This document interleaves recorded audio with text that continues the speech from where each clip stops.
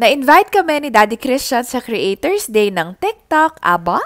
And as you all know, kapag may big event sa buhay namin, talagang dumadaan muna kami sa dentist. Para syempre confident kami mag-smile in front of the cameras. Anyway, due na rin kasi kami for cleaning and bonus na rin kasi makikita ko yung bestie ko. Hi, bestie! So ayun, kung bago lang kayo sa channel namin, dentist ko si Bestie Farah. Sa Fashion Smile kami talaga nagpapa-clean and brighten ng smile. So ayun, after ilagay yung parang mga gamot, i-stay lang siya ng mga 15 minutes. Tapos pinasuot na rin pala kami ng protective na glasses. 2 sessions nga pala yung ginawa ko kasi naman ang lakas ko mag-coffee, minimum 2 cups a day, kaya ang bilis manilaw ng ipin ko. Habang nakasalang pala ako and nagwe-wait, dumating na rin pala si Daddy Christian from work. Same process lang din with mine, pero ang difference lang is sa kanya 1 session lang yung kailangan. Mabilis mag-react yung ipin niya sa gamot. Yung sa akin kasi, after the first session, dun lang kami nag-decide ni Doki kung pwede pa ba. Actually, pwede na rin talaga, pero may konting areas pa kasi, lalo na yung mga top part, medyo naninilaw pa siya. Kaya nag-decide kami to go for another session. And ito na nga pala yung kinalabasan. Thank you so much, bestie. I love my smile. Tapos na rin pala si Daddy Christian and ito yung result naman nung sa kanya. O, diba? Isang session lang sa kanya pero grabe yung pinuti. Anyways, diretso na tayo dun sa Creators Day event ng TikTok. So, ayun, sinalubong kami ni Miss Mary, our manager. Thank you nga pala sa mga photos. Tapos nag-register kami. Meron pala siyang parang pa-bingo kaso medyo late kami so hindi na namin naabutan. Tapos ito pala yung venue sa podium to. May mga booth din pala or mga areas na pwede kayong mag-photo shoot. Parang may games din kasi merong basketball at saka just dance. Meron ding area na puro neon lights. So, ayan, ang ganda mag-picture dyan. And talaga namang binusog nila kami kasi pagkarating pa lang namin, meron ng food.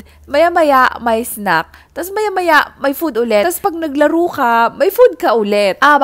Andito rin pala si Jollibee. At sumayaw pa nga. Sige nga, hulaan ninyo kung anong sinasayaw niya dito. O sige, clue. Sobrang sumikat sa TikTok. Lumabas pala kami saglit for a quick interview. Tinanong lang nila kung paano kami nag-start sa live. Abangan nyo na lang siguro sa page ng TikTok Live. Nanalo rin pala si Daddy Christian sa raffle. And ang pinakamasayang part is na-meet namin yung mga iba naming co-live streamers and content creators. Thank you so much.